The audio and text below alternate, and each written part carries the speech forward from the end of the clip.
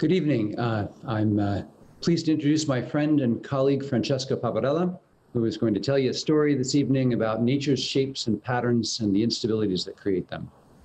Francesco graduated with a degree in physics from the University of Turin in 1993 and received his PhD in geophysics from the University of Genoa in 1998. He was a postdoc at both the Woods Hole Institution of Oceanography in Cape Cod and later at the Scripps Institution of Oceanography in La Jolla, California. From 2001 to 2016, he held a professorship at the University de Lecce, and he joined us at New York University Abu Dhabi as a visiting professor in 2016 and as an associate professor of mathematics in 2017. Francesco's research focuses on developing and studying mathematical models for geophysical fluids and Earth systems processes. His main focus has been on convection in fluids, but he also works on vortex dynamics, time series analysis, granular flows, and mathematical ecology, and most recently with myself and two students modeling COVID on the New York University Abu Dhabi campus. And so with that, I'll invite Francesco to start telling us a good story. Thank you. Thank you. Thank you, Shefa, for the very nice introduction. And I'm really honored to be here, thanks to the Research Institute, NYUAD Research Institute, in giving this talk, in this discussion about nature shapes and pattern. So I'm pretty sure that attaching the concept of instabilities and nature shapes and pattern may be not so obvious to many, in particular those who are not into mathematical theory of patterns. And so let me start. Tonight is going to be something like a set of tales about some phenomena that may be interesting that we see in nature. And when we look around ourselves, we see that nature has pattern, has structure, has shapes. This obviously has captured the attention of scientists ever since the beginning of humanity. And so I will start my story just by quoting Galileo Galilei, who in his book Il Saggiatore writes about nature in these terms. He says, nature is like a book. And this book, and I am translating from the Italian down here, this book is written in a mathematical language. And the characters of this writing are triangles, circles, and other geometrical figures. Without these tools, it is impossible even just to understand a word of what is written in this book. So this, of course, is a very famous sentence. And because Galileo was a man of his time, he said that he essentially was thinking about the mathematics of geometry. He was thinking about using geometry for understanding nature. Almost all of his technical work really is expressed in terms of the geometry of the time, which, by the way, was essentially the geometry of the Greeks. So now, in more modern terms, we have better theories, more advanced theories than the geometry, the kind of geometries. There are still geometrical theories in some sense, but it's a more advanced theory than the kind of geometry that Galileo had. And one of the main tools that we have today in order to understand patterns is the theory of stability and instability. So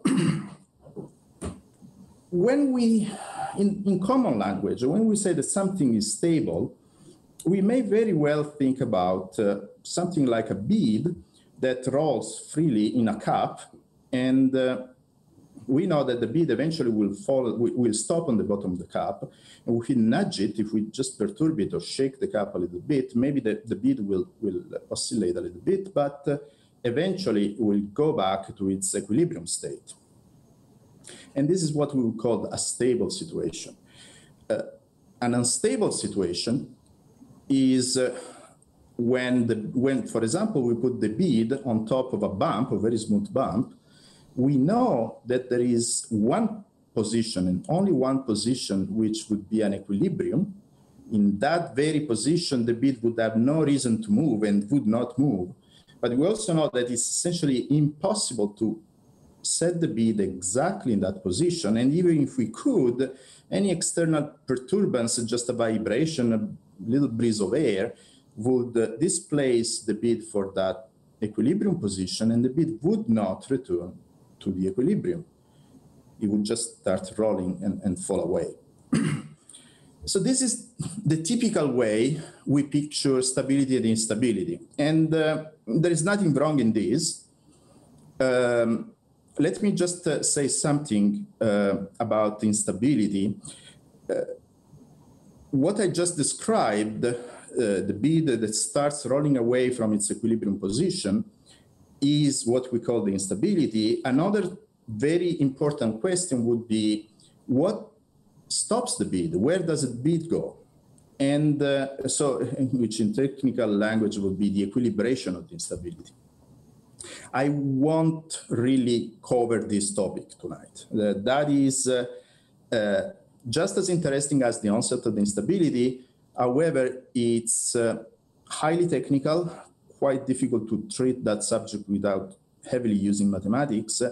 And most importantly, why most of the instabilities have this thing in common, that there is an equilibrium state. If you perturb this equilibrium, you do not return to that equilibrium.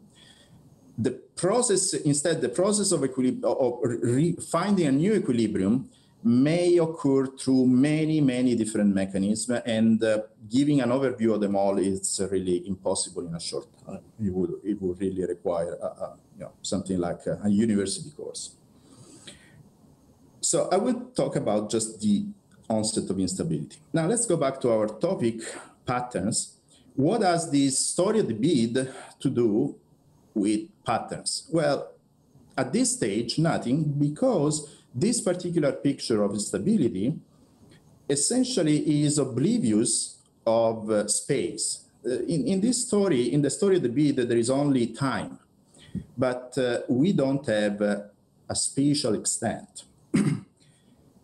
And so I will illustrate how putting space into a picture of instability will help to create a pattern. And the first example that I will give is the formation of river meanders. Now, we all know that rivers, essentially, unless you build some structures that keep them straight, rivers don't go straight. Unless, well, maybe when they are still in a mountain, when the ground is sloping very steeply, they will just follow the line of maximum descent. They will follow the steepness of the terrain. But when finally the river finds itself on a flatland, even though there is still a slight incline, the river won't go straight. It will start making meanders. And these meanders are a characteristic pattern, and these patterns have been studied quite a lot. And for centuries, actually, people have tried to give an explanation with not so much success, until finally somebody had the right idea. And this somebody is pictured in this image. Yes, it's Albert Einstein, the same person that gave us relativity and the photoelectric and the theory of photoelectric effect and the theory of Brownian motion. Albert Einstein actually was an expert in fluid mechanics. And in 1926, he came up with this paper. Here you see the beginning of the English translation, and below you see the beginning of the original paper written in German, on why a river that starts straight actually should eventually form these meander patterns. And so his explanation goes like this.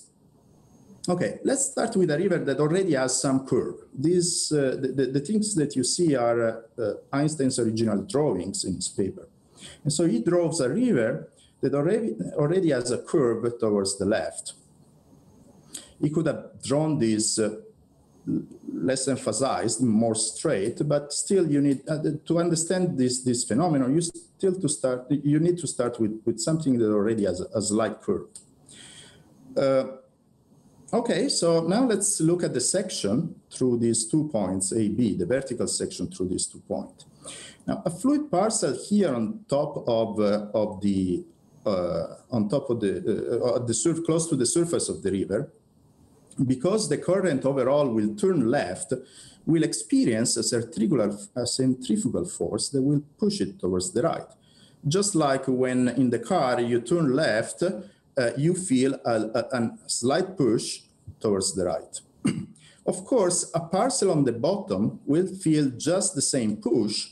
However, this push will be at least partially blocked by the viscous interaction with the bottom. And therefore, Einstein concludes that there will be a net circulation, a net current, because the force on top will be free to act, and the force on the bottom will be mostly contrasted by the friction. At the end, there will be a circulatory pattern that will develop so that there will be overall, the parcels close to the surface will move towards the right bank of the river, then will sink, then will slowly flow towards the bottom, and then finally they will upwell and resurface on the other side. Of course, this circulatory motion is overimposed to the main current of the river, and therefore what results is that if you follow a water parcel, this water parcel will just go around making a helical motion.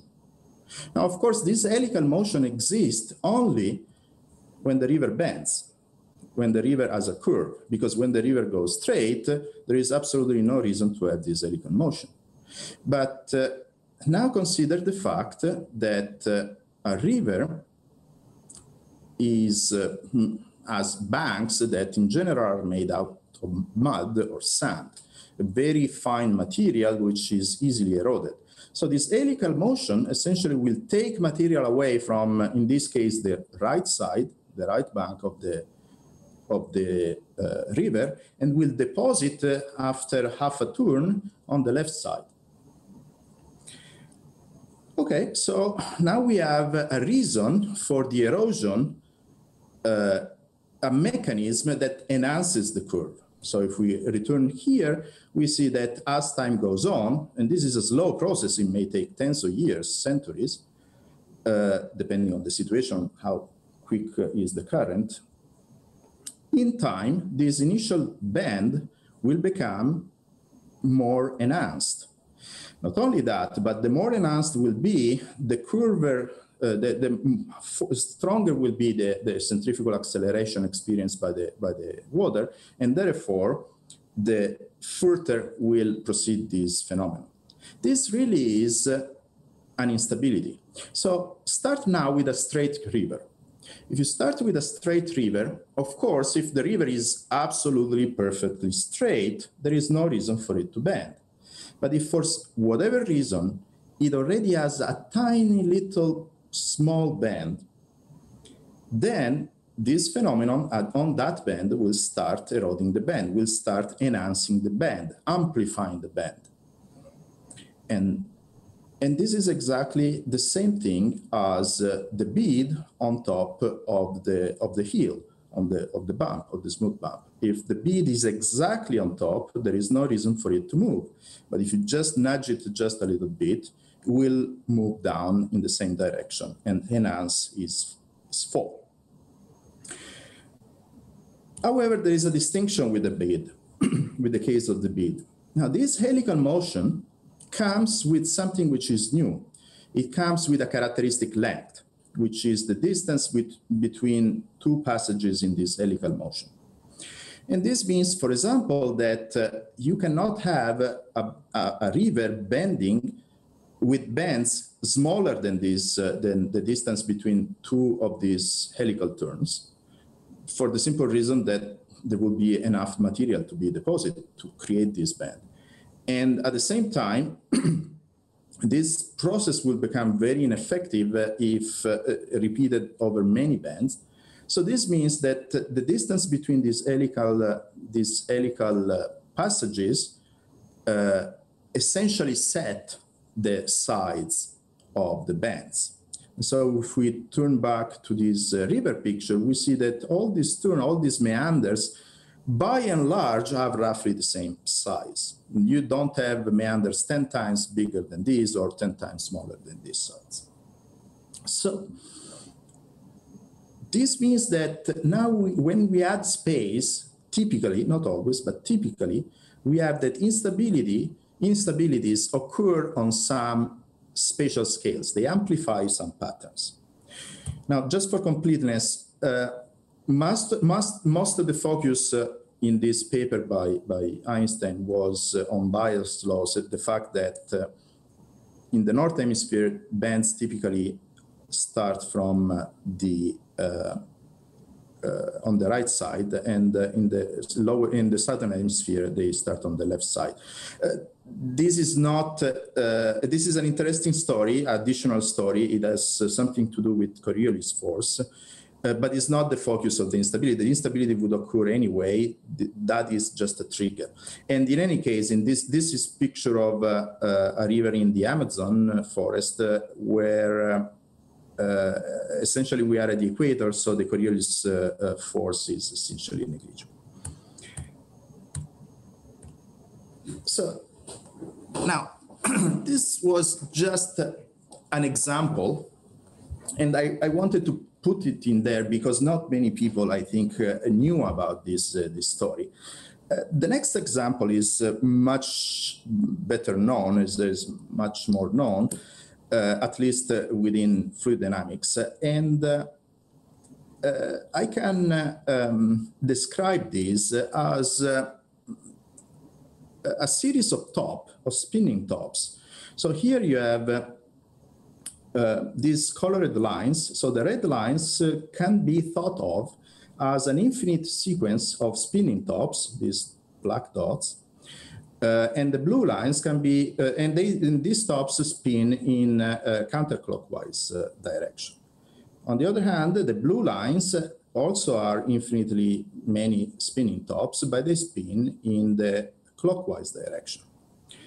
And these tops, however, should be thought of as something that extends its influence all over the space. So this top creates a velocity field that can carry on material as the top rotates in this round motion. And the same, this other top, and you should imagine infinitely many other tops. Now, this also means that each top would transport around itself, will try to transport around itself all other tops. Now, if the tops initially are perfectly aligned, it should be easy to idealize, to conceptualize the idea that the vertical components of this velocity field will just zero each other, will contrast each other. So, for example, this top on the right side will try to push this point downward, but the top on the left side will try to push the same point upward with equal and opposite velocity. So all the vertical components, if you repeat these for all tops, for all points, you will always get a zero net velocity for the vertical components. But the horizontal components, instead, they will just add up together. And the result is that alternate with these lines of tops, there will be essentially jets. You can imagine these like conveyor belts that move alternately towards the right and towards the left and towards the right, towards the left and towards the right. Okay, this is an initial setup. It may be somehow artificial, it may sound somehow artificial, but now let's imagine that you couldn't arrange these tops in a perfectly straight line, that there is just some little bit of displacement, just some tiny irregularity in this initial symmetric arrangement, so that this cancellation is imperfect. And in fact, in this figure, there is such an initial imperfection. There is just a random noise, just some randomness. You don't see it, I don't see it, just because it's so small that the eye cannot perceive it. But I know that it is there because I created this pattern, this setup, and I know that I put some little noise in there. So now I will just start a simulation and show you what happens after a while. So initially, now the simulation has started. Initially, you don't see much happening, but in fact, each top is displacing each other top a little bit. And finally, these motions become apparent. You start having these lines of tops, line of tiny fluid particles that swirl around their axis to self-organize in vortices. And these vortices then undergo a very complicated dynamics. They merge, sometimes they form pairs which then start to travel. They shed filaments, and if you look carefully, for example, you see that around these filaments, like here, for example, the same instability can repeat, and you can form further vortices into the filaments. Here, for example, it appears that a little bit of instability is also going on. So this very, very complicated dynamics that goes well beyond the initial instability is actually triggered by that initial instability.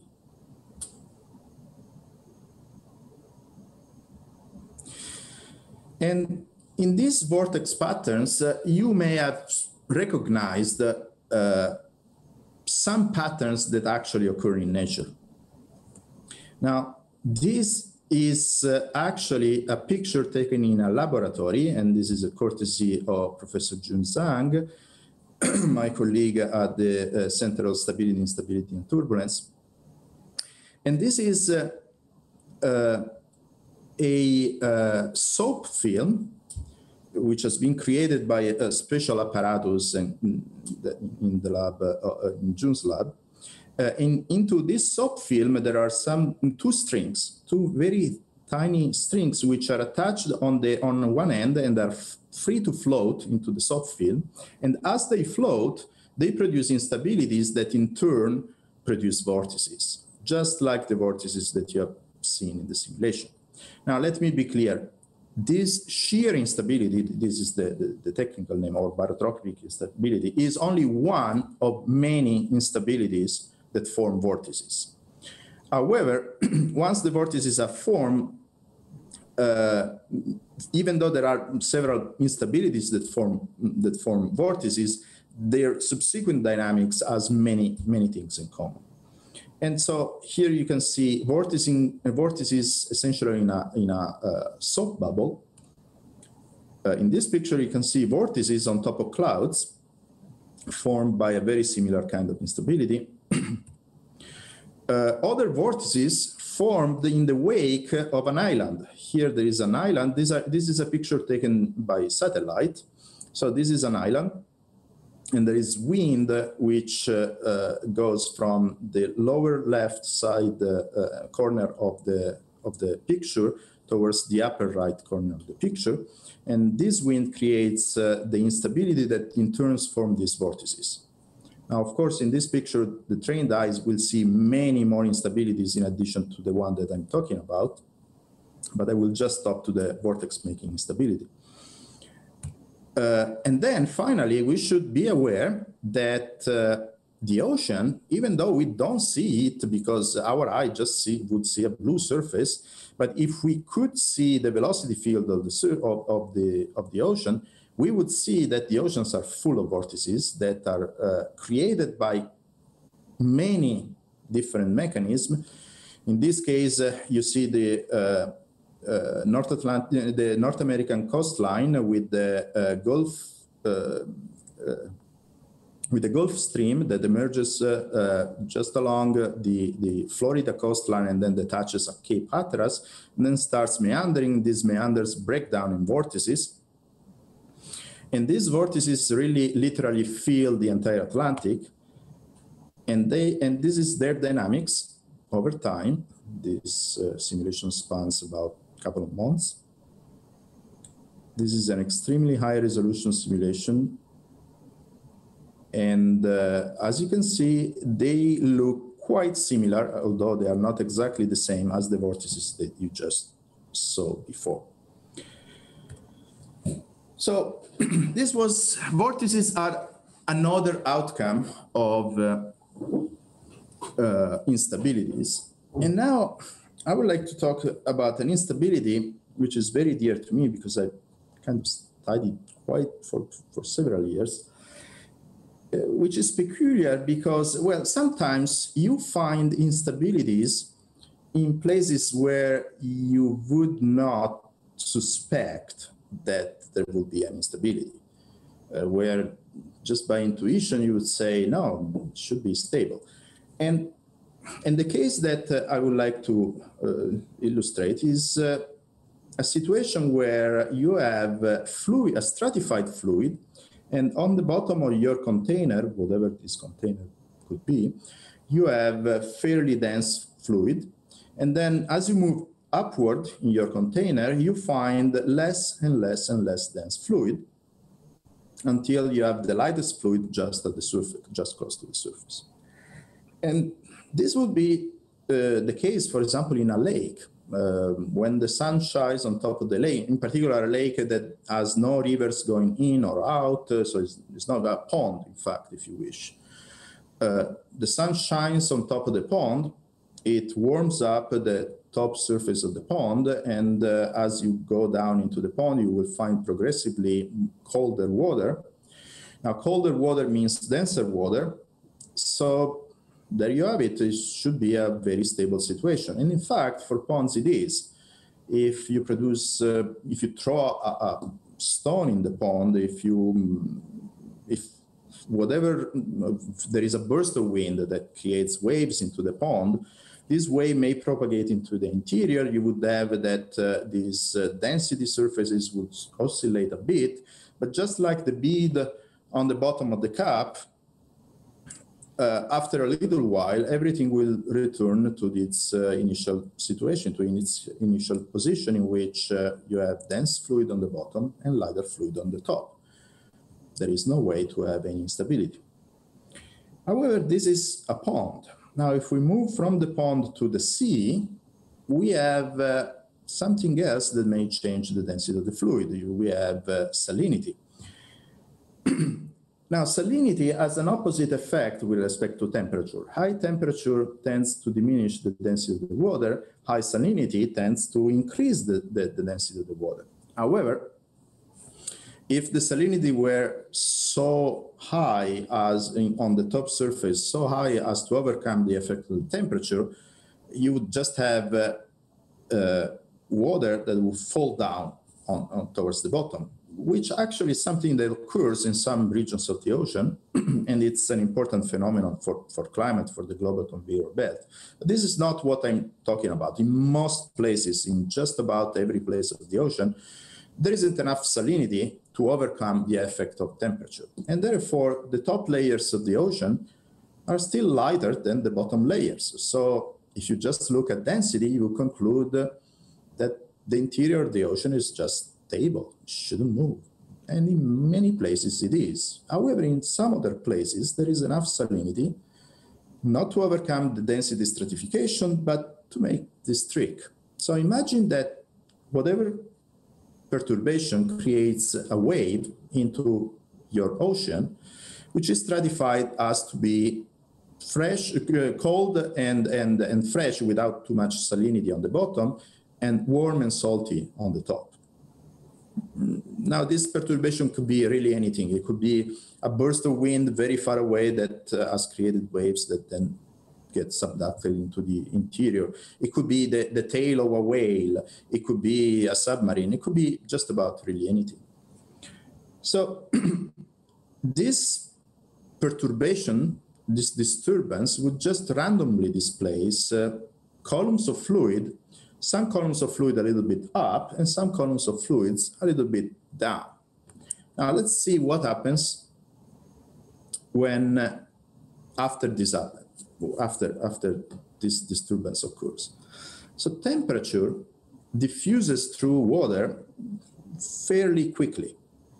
Water is a fairly good conductor of temperature, and therefore, okay, let me just stress that when you displace fluid up, And if you displace a fluid column up and then another fluid column just next to it down, essentially you're creating a situation in which there is fluid at different temperature and different salinities, one next to each other. But then, as I was saying, temperature diffuses quite rapidly. Therefore, horizontally, temperature will become homogeneous again fairly quickly. Salinity, instead, does not diffuse that quickly. If you put, for example, a cube, some salt on the bottom of a glass, and you do not stir, that salt will stay there for quite a long time. It will take a long time to dissolve it spontaneously, just by diffusion. This means that the column that was upward will find itself to be just about at the same temperature as the surrounding fluid, but it will have a deficit in salinity, and therefore it will be lighter. And the column that was displaced downward, it will, on the other hand, find itself with an excess in salinity, but just about the same temperature as the surrounding fluid. Therefore, it will be heavier than the surrounding fluid. So the column that was initially displaced up, it will continue to go up, and the column that was initially displaced down, it will continue to go down. So here we are. We have another instability, a very strange one, which depends on the fact that temperature and salinity diffuse at different rates. And what I'm saying is not just theory, it's actually something that can be very easily produced in a kitchen. So this movie, now I'll stop it, but this movie is something that I did in my kitchen. The movie is actually accelerated with respect to real time. So what you will see in the movie occurs 30 times faster than in real life. So if you do that in the kitchen, expect something that evolves very slowly. And initially, you won't see much. It will take a few minutes to develop the patterns.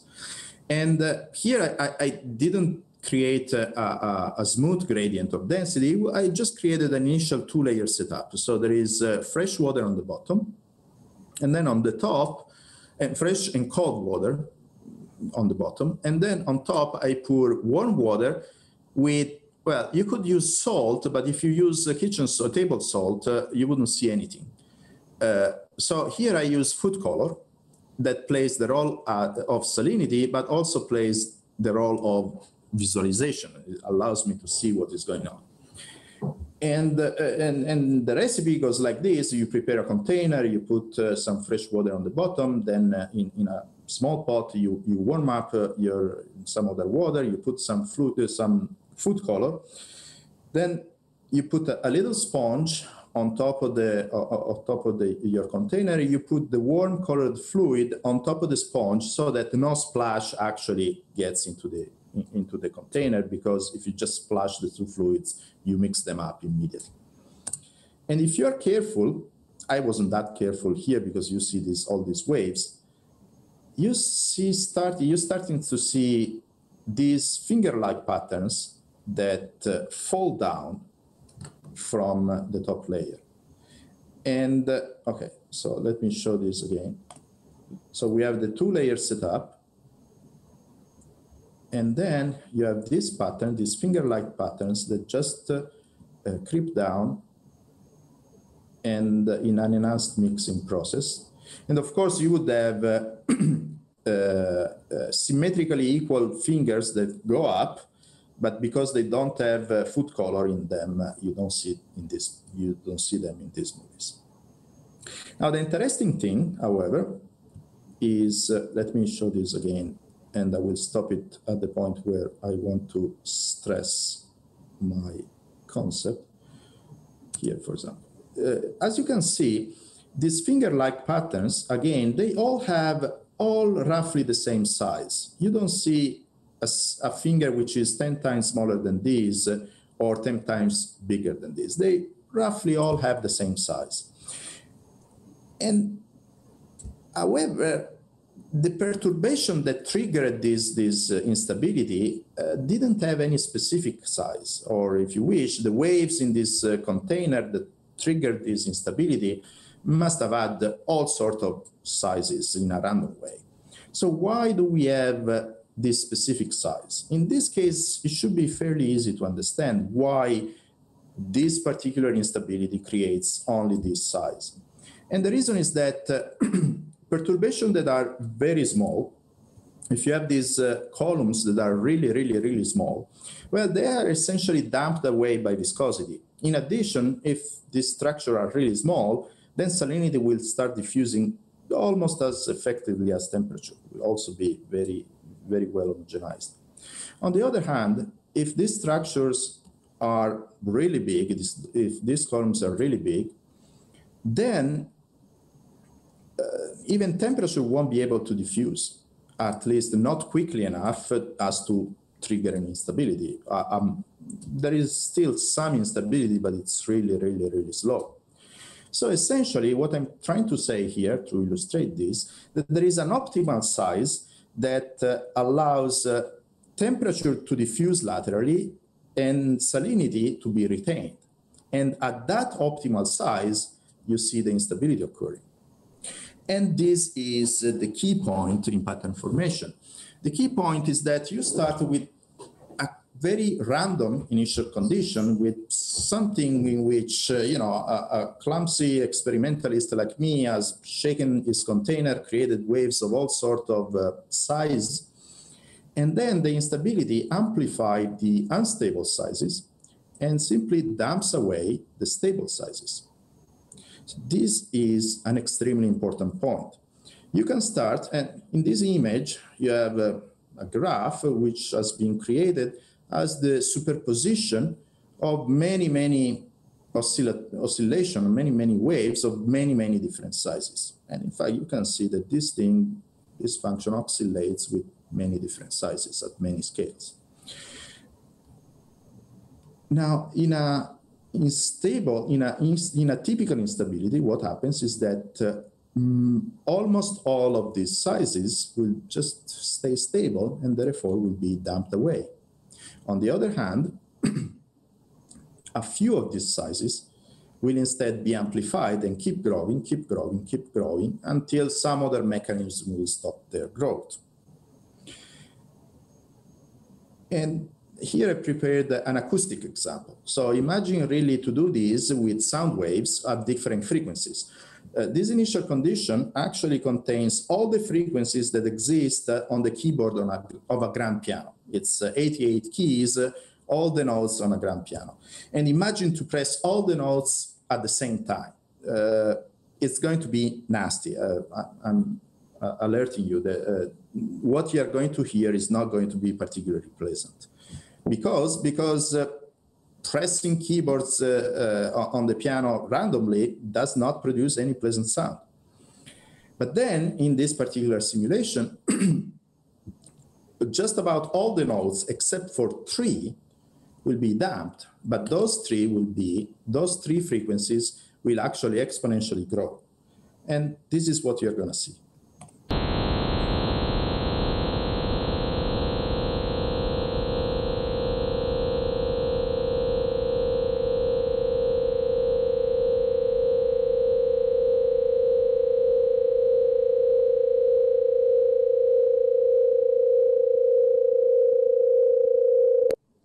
So both visually and acoustically, you have perceived how this instability process that selectively takes some frequencies and enhances them, and instead damps out all the other frequencies, can create a pattern. Some of you may have had recollections of those cheesy science fiction B movies of the 60s, where you have these wow sounds that emerge out of this noise. I tried to produce something a little bit nicer than just the wow, the beating sound, but I'm not a sound engineer, therefore I simply couldn't manage to find an instability that creates something acoustically more pleasant. But I hope I've driven home my point. An instability, a spatially extended instability, or frequency extended instability, is actually something that is not fully unstable, but typically enhances, is unstable only on some frequencies or only on some spatial scales, and therefore is an amplifier of patterns. It sort of preselects some patterns, the wavy sound in this case, the pulsating sound in this case, and simply destroy all possible patterns. So if you start with a noise, with a completely random situation, which in principle contains all possible patterns, your instability is picking up a single one, is picking up the pattern that will actually win in the end, that will end up being the one that you see, and amplifies it. All right, so now, of course, when we talk about exponential growth and something that gets amplified and amplified and amplified, inevitably we have to talk about what initially I said I wouldn't be talking about, which is what stops the instability. And as I said, there are many mechanisms to stop an instability. But here I'm going to illustrate one case in which the mechanism that stops an instability is another instability. And these are still the soft fingers. So this is a three-dimensional, you only see a slice, but this is a three-dimensional simulation made on a supercomputer of the same kind of phenomenon of which represented by that little kitchen experiment before. Now, in the first panel, you see salinity. In the second, not here, sorry. These are actually salinity at 3 different times. But if I start the movie, okay. In the first panel, you see salinity. In the second panel, you see buoyancy. Buoyancy essentially is the opposite of density. In the third panel, you see kinetic energy. And for the moment, the fluid is not really moving, so kinetic energy is all black. But then as the fluid will start to move, you will see this becoming of a lighter and lighter shade of red and yellow.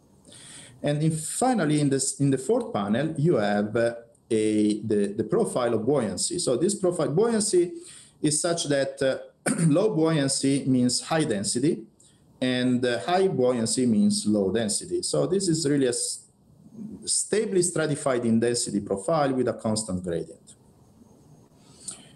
And this is just the beginning of the instability, where these finger-like patterns are just barely starting to appear. But the instability now will progress very quickly. The patterns, the fingers will start to move, and you see this also in kinetic energy. Now comes something interesting. At this stage, the fingers start to cluster together in groups of fingers that go in the same direction. And as this happens, they are able to move much faster. So much faster, in fact, that at a certain point, they will start to stir up the fluid. Here, for example, you start having some sort of vertical motion that appears. And as this vertical motion appears, you start to see kinks into the buoyancy or into the density profile. So here we are witnessing another instability. The instability, the fingers that grow and grow and grow, and apparently nothing can stop them, are stopped by produce this vertical motion, produce this convective motion that essentially is what destroys them and mixes them up, creating this buoyancy, which now will become more and more homogeneous. And buoyancy eventually will get the appearance of a staircase with a profile in which density will be homogeneous in some layers, then a constant gradient, and then homogeneous in some layers, and so on. And if you let this instability go on, this is what you end up having. This is what you will get in the end. Here you see the salinity field. In this image, the salinity is green. The salinity field in a simulation that has formed staircases. And you can see clearly 3 steps here. The top steps, then the middle region is a region where there is a lot of mixing, then the second step, and then a lot of mixing, and then the third step. And you have these 3 steps that are the result of the instability that stops the finger instability. And this image and the movie that you will see in a moment have been made by my student Jonah for Glimpses, which is an art show that shows the results of science under the form of art. And here you go. As we zoom in, you see that this in these layers, you will recognize the familiar finger-like shapes that you have seen in the kitchen experiment. But you also see that in between the steps, in between the layers, there are regions where the fluid is moving very fast and as a vertical rotating, and this motion has a vertical rotating nature, while instead these layers in the middle are the regions where the fingers get produced. Now here I changed, actually Jonah changed the color scheme, and you may perceive with these other colors that the finger zones, the steps in this staircase, are actually regions that don't move too much. They're fairly steady, while in between the steps, down here, for example, the fluid moves in a much more vigorous way. And again, this is a pattern which results out of the instability that stops another instability. And finally, this is still the same simulation. This is kinetic energy. Here you will recognize the vertical motions, the convection patterns in the yellow, while the blue, the dark blue regions are the regions that don't really move, don't move much, and they correspond to the finger-like structures.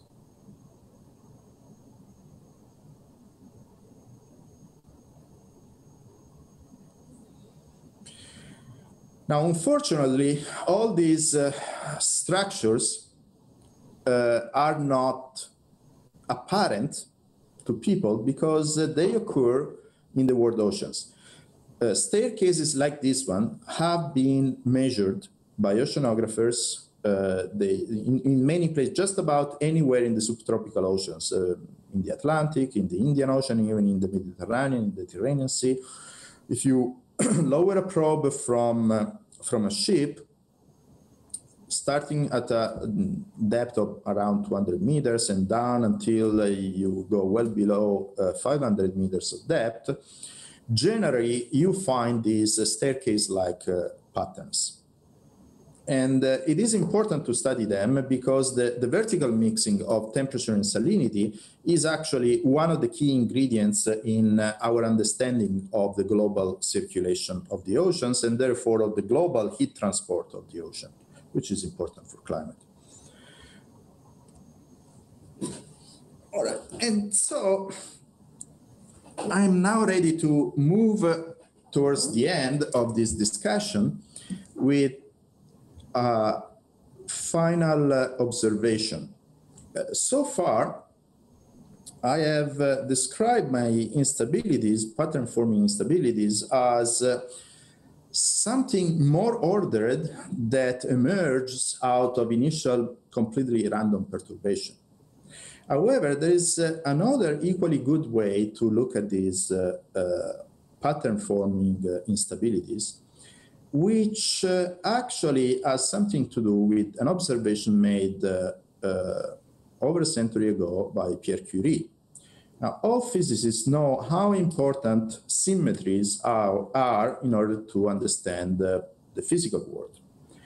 However, the really good physicists know that the interesting things occur when something which initially was very symmetric starts to lose some of its symmetries and retains only some part of the initial symmetry. And this is summarized in this beautiful sentence by Curie, which says it is the asymmetry which creates the phenomenon. So phenomena really are created by a break of symmetry, by losing symmetry.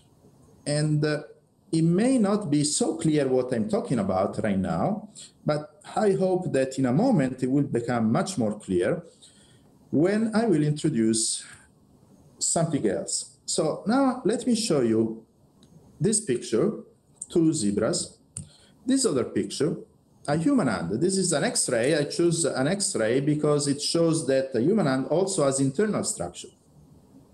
the bones. And this guy, yes, this guy is Alan Turing, the father of the Turing machine, the man who cracked the German code during World War II, essentially the founding father of computer science. Not many people know that Alan Turing actually worked on several other topics, not just computer science. And this was the last paper that he wrote before his untimely demise, the chemical basis of morphogenesis. So in the 50s, after the war, the main research attention for Turing was try to give an answer to this question. He started thinking along this line.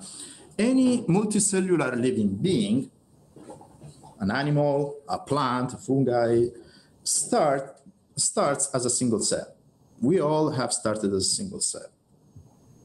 And then this cell starts to split and double, and so you get 2 cells, and then 4, and then 8, 16. You have what is called a morula, shown here, but still these cells, at least initially, are just the same. They are indifferentiated. Every cell is just like any other cell. Now, this structure is too symmetric. It's just too symmetric to be anything interesting. Where is the head? Where is the mouth? Where is the back? Where is the front? Where is the left? Where is the right? This thing doesn't have an inside, doesn't have an outside. It's too symmetric. If we want an animal, a cat, to get out of there, or a plant, or a human being, we need this thing to lose symmetry and acquire less general symmetries.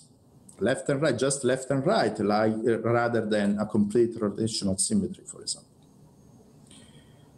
So how could that happen? This really was the question that Turing tried to address in this paper. And at a time when very, very little was known about the chemical mechanism that would produce the building of a multicellular living being, how a single cell can turn into a very well-organized aggregate of many cells of different types, many cells of different types, each fulfilling a different role. Today, the biologists know a lot more on this, but at the time of Turing, very little was known. There were, of course, a lot of observation in embryology, but very little actual knowledge at the chemical level. So he started reasoning along these lines. He said there must be in the cells some chemical substances that are produced by the cells themselves, and according to the concentration, if they are concentrated enough, may trigger something, may, for example, tell the cell to reproduce or something, or turn from an unspecialized cell into a more specialized cell. So he started thinking about the case in which there are only 2 of such substances. He called them morphogenes. And let me call these 2 substances the green stuff and the red stuff. The green stuff I will call the activator, and the red stuff is going to be the inhibitor. So why activator? Because I'm going to hypothesize that the presence of the green stuff will stimulate the cell to produce more of both the green and the red stuff. On the other hand, the presence of the red stuff will stimulate the cell to stop producing both the red and the green stuff. So in this sense, the green stuff stimulates the cell to produce further chemicals, and the red instead say the cells, no, don't produce further chemicals. Now, let's put 2 cells, one next to each other. And both cells will contain some amount of the green stuff and some amount of the red stuff. However, these amounts may just be affected by the usual random fluctuations, and therefore, let's say that on the left side, the cell on the left side will have a little bit more than of these two substances, of these 2 morphogenes, and the cell on the right will have a little bit less. Furthermore, let's say that the red stuff, the inhibitor, is able to diffuse through the cellular membrane in a relatively easy way. On the other hand, the green stuff won't be able to pass through the cellular membrane that quickly. If it sounds a little bit like temperature and salinity, well, that's because it is. It's a very similar instability. So now you have set all the stage, and if you just think about it, there's going to be an instability. Because if initially the cell on the left has an excess of these morphogenes, the inhibitor will just go to the right, and some inhibitor will be lost into the left cell. On the other hand, the left cell won't lose that much activator, and therefore it will start produce more of both stuff. And therefore, the further this left cell will produce these substances, the further inhibitor will just diffuse to the right cell, which will just act as a damper of inhibitor, and the activator will remain in the left cell, stimulating growth and triggering the left cell to do whatever we will have to do, whatever that substance is telling the cell to do. So here we have, again, an instability. If the two cells initially start with an extremely similar, well, if the two cells initially start with exactly the same concentration of both inhibitor and activator, nothing happens. But if for whatever reason, one of the two cells has a even slightly different concentration of these two quantities, of these two substances, then the difference will be amplified in time. Here we are again, the bead is rolling down the slope. But this is just two cells. Now, what happens when we have many cells creating a tissue? Well, this is what I'm going to show you in this last movie. So picture this gray slate as made by many cells, and initially they pretty much have all the same amount of activator and inhibitor. And it looks really symmetric, boringly. It's really boring. There are so many symmetries, you see nothing. It's really all the same. But if you let the instability go, however, you may, I don't know how good the visualization through online actually is, but you may notice that I put in this initial condition just some slight noise. There is a little bit of fuzziness in this grayness. Oops, sorry. And then if I let this start, here we go again. The instability, in this case, the Turing instability, is selecting a specific pattern.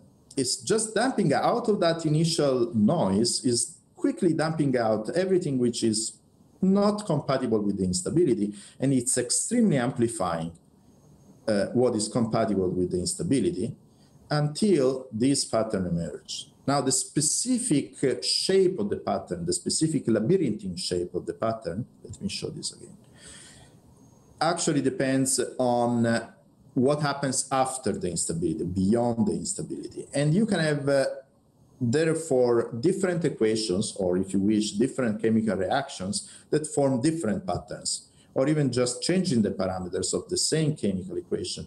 You may have many different patterns. You may have hexagons, you may have spots, you may have these labyrinthine patterns, you may have all sorts, and these is just with two chemical components. You can have 3, 4, 10, as many as you wish, and therefore you can create patterns that may be really complicated, just as complicated as an entire living being. But this specific labyrinthine pattern is something that you will surely have seen if you ever went snorkeling in these waters. If you have taken your mask and fin, you went snorkeling on any of the coral reefs of the Emirates, you will have seen this sort of brain corals that show a labyrinthine pattern very similar to the previous one. Just out of curiosity, for completeness, the equations that give rise to this pattern are called the Brusselleter equation, which were proposed by Prigogine in the 60s as a first example of chemical reaction that can produce patterns according to Turing's theory. And they are called Brusselleter because the study was made in Brussels and in honor of the city This is the name that was chosen. And so there we have it. Now we have realized that not only instabilities are something that can amplify patterns out of a very random and noisy initial situation, but also are something that out of a boring, complete and absolute symmetry can just select a specific subsymmetry, which makes things interesting. And this is my conclusion. It seems that in the last century or so, in the last 70 years, scientists with this idea of spatially extended instability, not just the instability of the beads, but a more complicated form of instability in which some pattern gets amplified and everything which doesn't matter really gets dumped away, have found a way to mathematically describe the patterns that we see in nature. And when I say nature, I really mean a continuum where at one end of the spectrum there are purely physical phenomena, and at the other end there are purely biological phenomena, and in the middle there is everything else which mixes freely: physics, chemistry, biology and physics, and that means really nature. Thank you for your attention.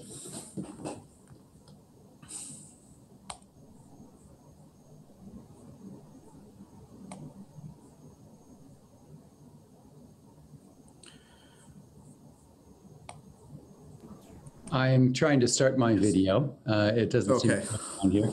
And maybe you don't need to see me, but this is Schaefer again, the person who introduced Francesco. And if you type some questions into the Q&A box, there we go. I will read them and Francesco will answer them. There's a couple in there, well, one right now.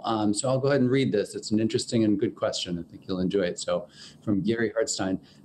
So it would appear that there are constraints inherent at the start of an instability that generate patterns.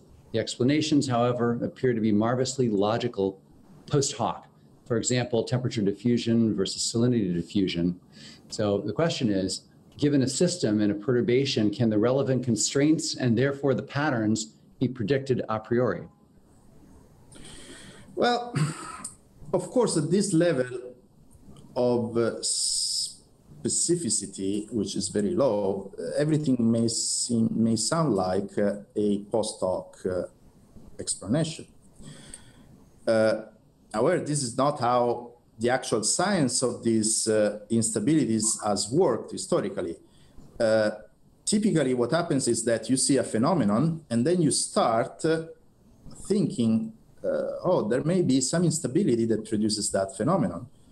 And then you go in the lab, you try to isolate, to reproduce, for example, with a laboratory experiment that isolates just the single ingredients that you think may lead to this instability, that you postulate, you hypothesize that may lead to this phenomenon, and see if the phenomenon happens in your lab. Or if you're a simulator modeler, you may try to write down an equation and then solve that on a computer and see if that equation that only has those ingredients matches the phenomenon that you see.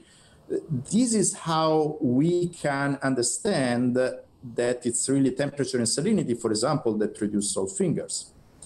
This is because we have made experiments with changing the various parameters and matching them with equations that, for example, predict a growth rate, and the growth rate that is predicted by the equations is just what you see in the experiments.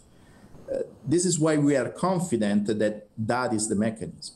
Of course, in many other situations, it's not so clear. For example, just before I say there are many instabilities that produce vortices. So if you just see a vortex, you just don't know what is the instability that produced that. Right now, for example, there is a very strong debate on what is the exact nature of the vortices that you see in Jupiter. If you look at the satellite images, they are beautiful of Jupiter vortices. Well, initially, the planetary scientists thought that those were shallow phenomena, and therefore the instability that would produce those would be fairly similar to the instabilities that produce the vortices in the ocean. Different fluid, but still the same kind of mechanism. Now people are starting to think that, hey, maybe those are actually the surface expression of something that goes really, really deep into the core of the ocean, of the planet. And therefore, it's a kind of a different instability that would create those, even though they look vortices, just in the same way as the vortices in the ocean. So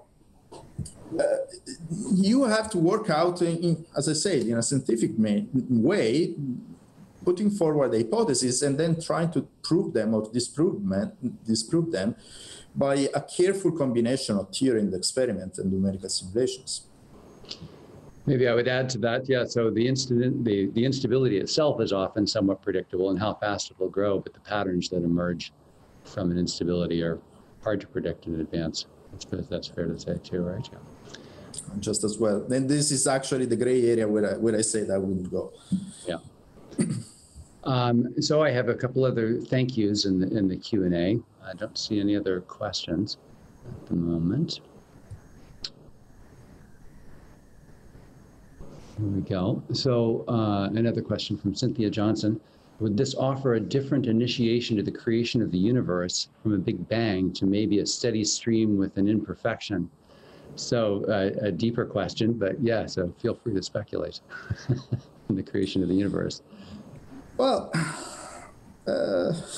this is actually a question that would be best asked to not an oceanographer, but a cosmologist. But for what I know about cosmology, we actually can see the effect of instability every time that we look up in the sky at night.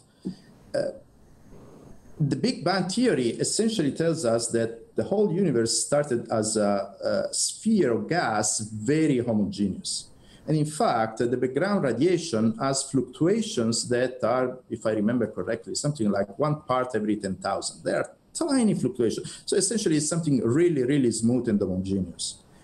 And this is what happened something like 13 billion years ago. And now you look in the universe and you see voids and galaxies and voids and galaxies and stars.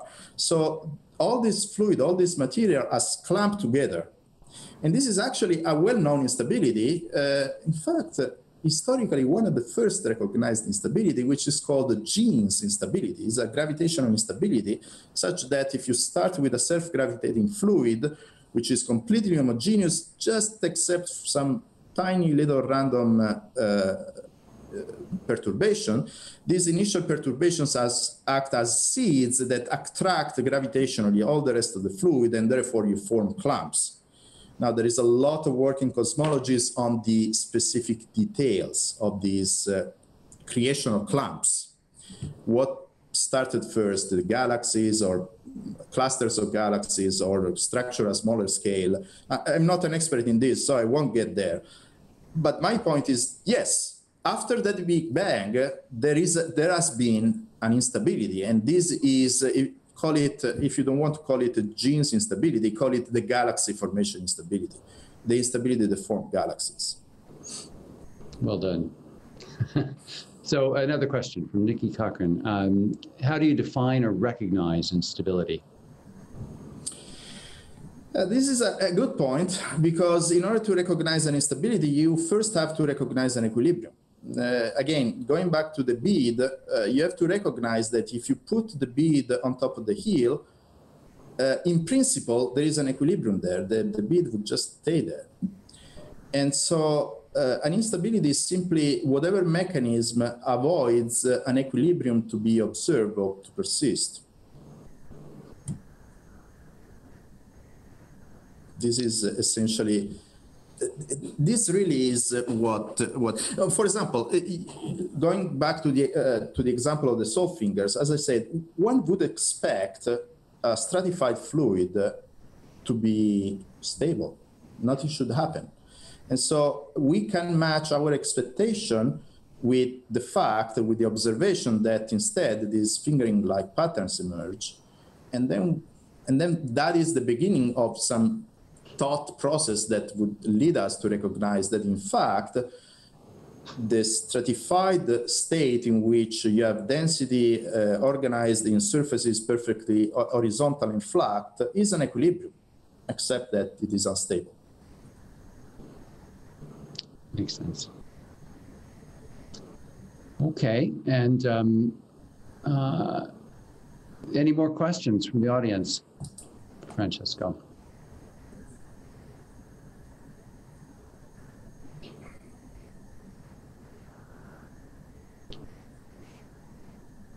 All right.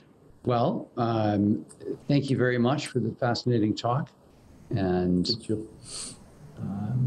I guess we'll stop there unless there are any more. And quite a few thank yous in the Q&A section. Sorry, one more question here, another. In chemistry, some molecules are less stable than others and react spontaneously. Why? Again, a pretty broad question for you to speculate about, but can you relate it to instabilities? This is actually, these are instabilities that do not have a spatial component, although when you have a collection of many, many molecules, you could have spatial components. And again, I'm not a chemist, in particular, not a molecular chemist, and therefore, I feel on thin ice here trying to answer this question. But it's still an instability phenomenon. And I don't think that there is a single specific answer that encompasses all sorts of chemical instabilities. So, for example, some compounds become unstable if they are heated up. In this case, at least some of these heating instabilities may be due to Brownian motion, to the fact that when a substance is heaten up, its components, its molecules vibrate or move freely in a random motion, and they bump into each other, and they may have in this way enough energy to break the molecular bonds. In other cases is electrical forces. So for example, if you have ion compounds like table salt, you throw it into water, it's the electrical forces of the polar molecule of water that simply tear apart the two ions that that compose the salt molecule, the chlorine ion and the sodium ion. So it really depends on the specific chemical reaction that you have in mind. And I'm pretty sure that there is a huge literature in chemistry on the instabilities of specific molecule and specific chemical reaction. But you really need a chemist to address this question in detail. I'm sorry about that. Well done. You're a good decathlete of all of nature, being able to field these questions. Another question here: could we apply instability to cognition? In other words, could instability create thought? Again, we are roaming in all fields of knowledge, and therefore I am a bit out of my waters. But I will put my mathematician hat, and I will tell you, if a cognitive scientist is able, and I have really no idea if this is possible, to give me an equation, I can tell you if there is an instability in there. But you will need to mathematize your ideas of cognition. And this is actually an important point to make. There are a lot of concepts that are taken from one field of knowledge and are applied in another field of knowledge. And this is actually a very good thing. It's important to look at what the other scientists do and try to get inspiration. However, this process of analogy cannot be automatic, and therefore it's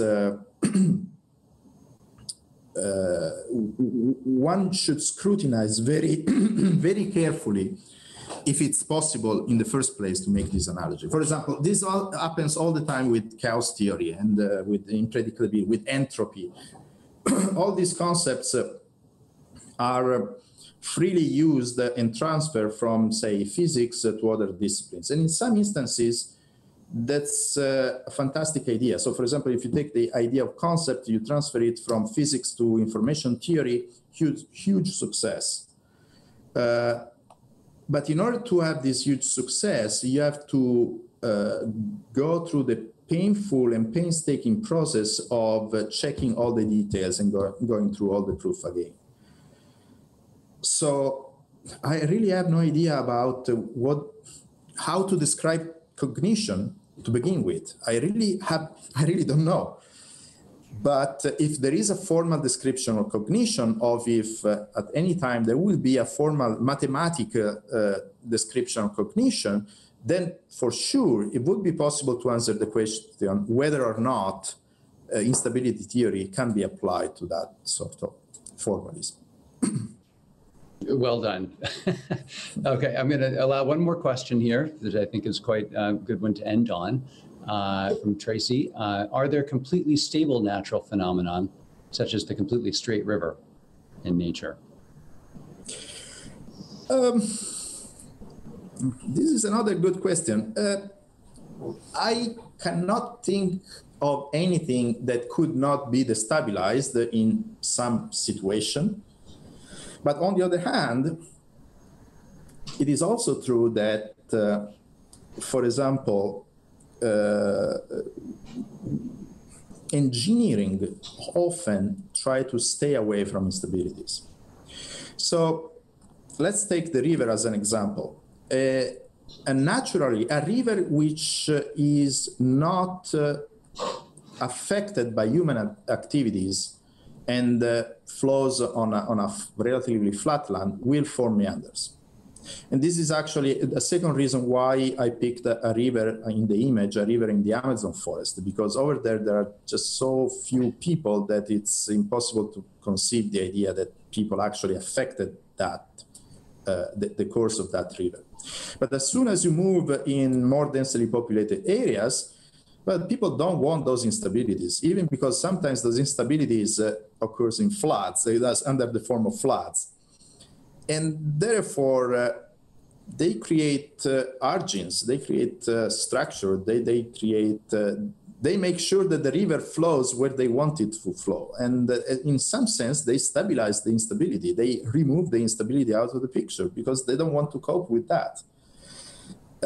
This occurs a lot of times, although not all the times. So for example, airplanes have wings that are slightly at an angle. They are not completely flat. They are slightly at an angle because that stabilizes the flight of the plane. If there is a little bit of wobbling in the plane, the wing that gets tilted towards the ground gets more lift, and therefore it goes up.